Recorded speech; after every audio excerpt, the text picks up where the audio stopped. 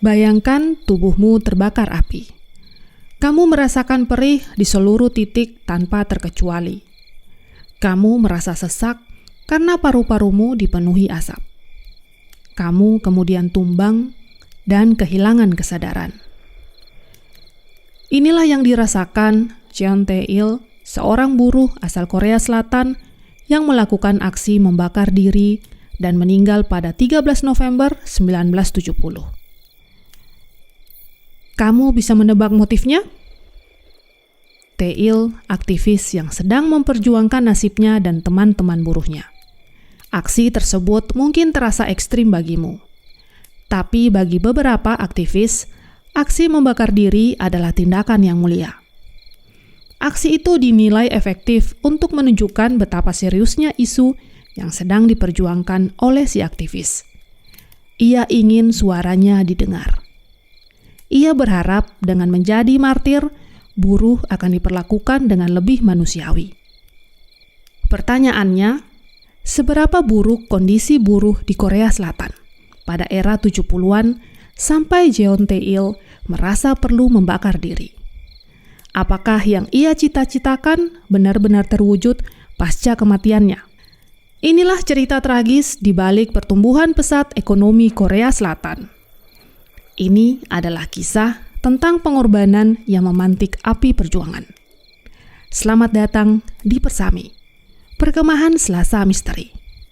Persami bukan jurnalisme data. Persami bukan jurnalisme investigasi. Persami adalah jurnalisme yang bukan-bukan.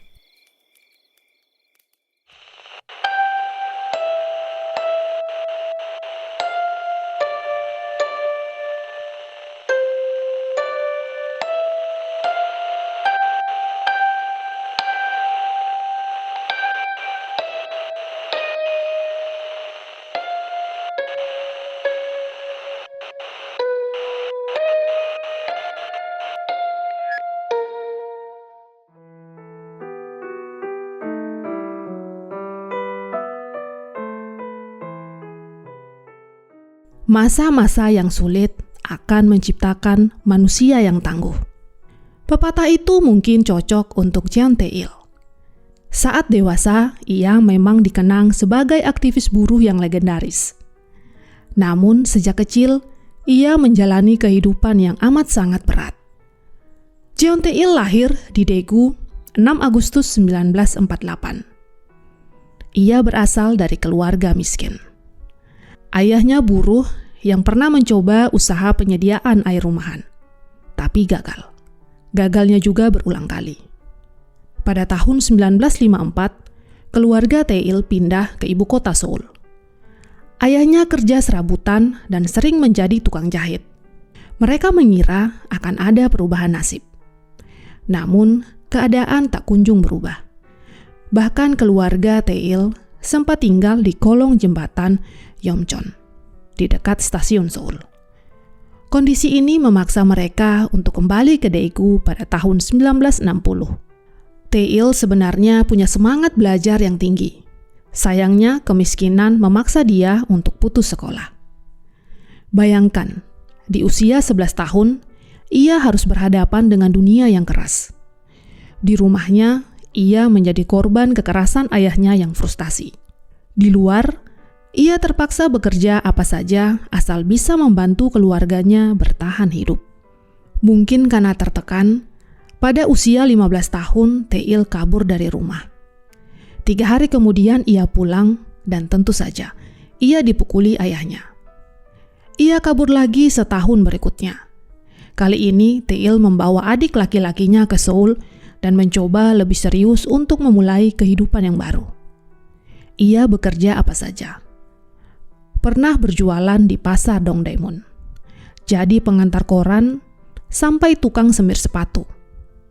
Kehidupannya sedikit membaik ketika ia bekerja di sebuah toko pakaian di pasar Pyeongwa, sebuah pasar yang terletak di jantung ibu kota Seoul.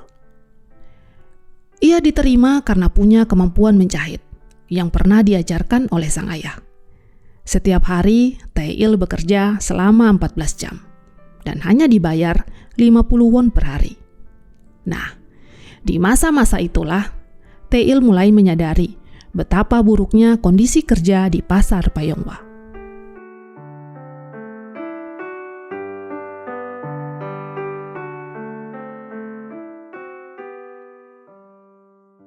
Teil melihat ada ribuan atau bahkan puluhan ribu pekerja di pasar Payongwa.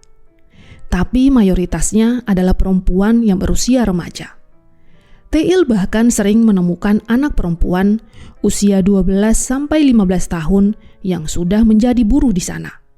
Teil berpikir, jika anak-anak itu bekerja, bukankah mereka kehilangan kesempatan untuk bersekolah? Bukankah mereka akan lebih rentan dieksploitasi? Masalahnya, isunya tidak hanya soal usia. Durasi kerja para buruh di pasar Payongwa bisa mencapai 16 jam dalam sehari. Tapi bayarannya cuma 90 sampai 100 won atau tidak sampai $1 per hari. Sungguh beban yang amat tidak manusiawi. Seringkali upah tersebut tidak cukup untuk kebutuhan sehari-hari. Teil adalah saksi bagaimana teman-temannya sering lembur sampai badan mereka sakit. Itu pun kadang upahnya tidak sesuai perjanjian. Agar kuat lembur, banyak buruh yang mengonsumsi obat-obatan terlarang. Kemudian kondisi di tempat kerja. Ada banyak pabrik yang ventilasinya buruk. Kondisi ini mendorong penyebaran penyakit tuberkulosis di kalangan pekerja. Teil curiga, apakah situasi seperti ini adalah hal yang normal? Tentu saja jawabannya tidak.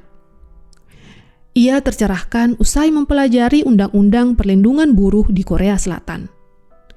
Ia marah setelah tahu perusahaan bahkan tidak menyediakan hak-hak dasar bagi para buruh. Jiwa aktivismenya bergejolak. Ia tahu apa yang ia perjuangkan dilindungi hukum dan selaras dengan nilai hak asasi manusia. Pada tahun 1969, Teil dan beberapa temannya mendirikan Fools Association, sebuah organisasi buruh pertama di pasar Payongwa. Tujuannya untuk meningkatkan kesadaran tentang buruknya kondisi kerja di pasar Payongwa. Ia ingin mengajak sebanyak-banyaknya buruh untuk bergabung, agar mereka punya daya tawar yang kuat di mata perusahaan. Ia dan teman-temannya juga aktif mendorong pemerintah agar bisa menegakkan aturan yang pro-buruh. Apa yang ia kampanyekan juga bukan karangan. Salah satu kegiatan Fools Association adalah mengadakan survei kepada para buruh. Hasilnya menjadi dasar argumen bahwa kondisi kerja di pasar Payongwa memang mengandung pelanggaran terhadap undang-undang perburuhan. Tidak lupa juga, Teil dan kawan-kawannya aktif mengadakan demonstrasi. Lalu, bagaimana respon pemerintah? Mereka selalu mencoba untuk melemahkan Teil dan kawan-kawannya.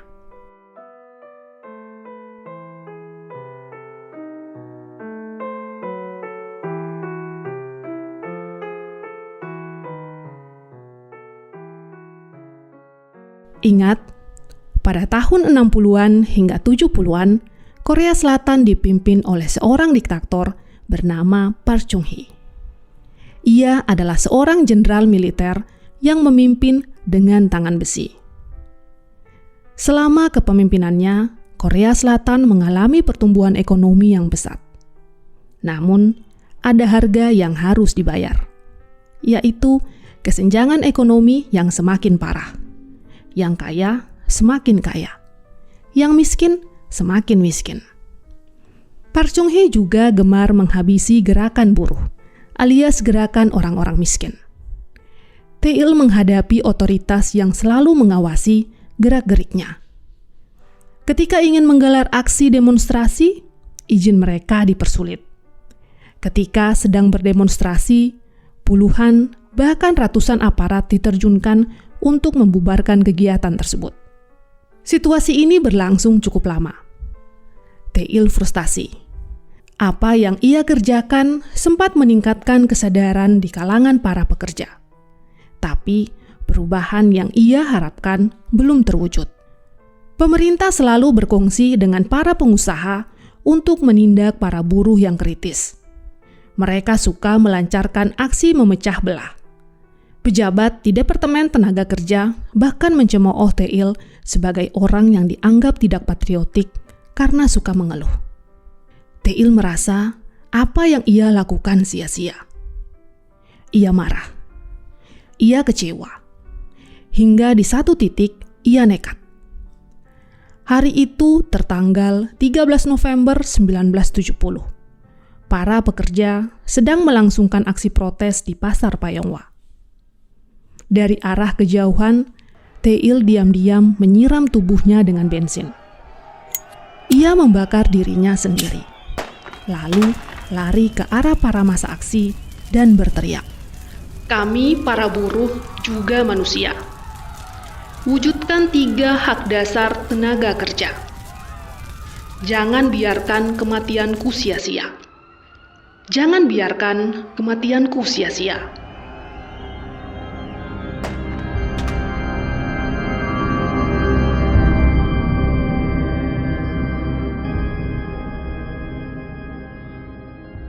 Jeon Tae-il mati dilalap api. Dokter tidak bisa menyelamatkan kondisinya yang amat parah. Ibunya menangis. Teman-temannya berurai air mata. Untung saja kematian Tae-il tidak sia-sia. Api yang membakar tubuhnya ibarat katalisator yang menghidupkan gerakan buruh di Korea Selatan. Kesadaran untuk memperbaiki kondisi kerja meningkat pesat di kalangan buruh, mahasiswa, wartawan, bahkan pemuka agama. Serikat pekerja naik dari segi jumlah maupun kekuatannya. Aturan yang pro buruh juga akhirnya disahkan dan dirasakan manfaatnya hingga hari ini. Kasus Jeon Tae-il mengingatkan kita, apalah arti pertumbuhan ekonomi yang pesat jika kesenjangan justru semakin terlihat? Apalah arti kemajuan bangsa dan bernegara jika buruh tidak sejahtera? Saya Yantina, mewakili rekan kerja, pamit undur diri. Sampai jumpa di Persami edisi berikutnya.